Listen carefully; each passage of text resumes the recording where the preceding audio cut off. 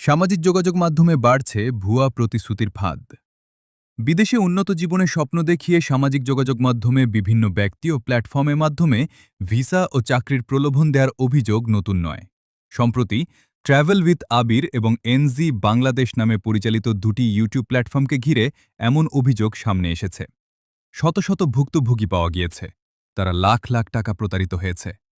ভুক্তভোগীদের দাবি, এসব প্ল্যাটফর্মে দ্রুত নিউজিল্যান্ডের ভিসা, আকর্ষণীয় চাকরি এবং সফলতার নানা গল্প ও রিভিউ প্রচার করা হয়।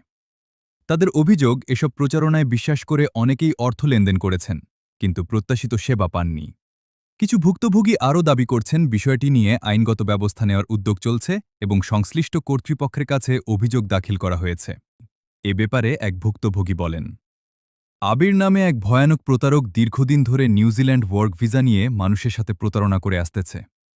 নিউজিল্যান্ড ভুয়া অফার লেটার, ভুয়া verification video and visa online copy and booking air ticket দিয়ে মানুষের কাছ থেকে লক্ষ লক্ষ টাকা হাতিয়ে নিচ্ছে এবং মানুষকে বলে সে নিউজিল্যান্ড থেকে ভিডিও করতেছে।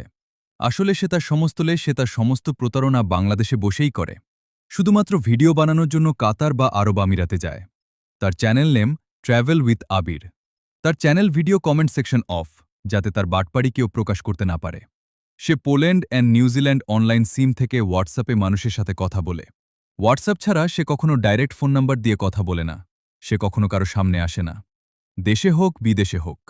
দেশে তার কোনো অফিস নাই, সে সমস্ত টাকা সিটি ব্যাংক লেনদেন করে। তার বাড়ি ব্রাহ্মণবাড়িয়া। তার নামে থানায় মামলা আছে, তাকে আইনের আওতায় আনার চেষ্টা চলতেছে। আমরা অনেকেই তার কাছে লক্ষ টাকা দিয়ে সর্বশান্ত,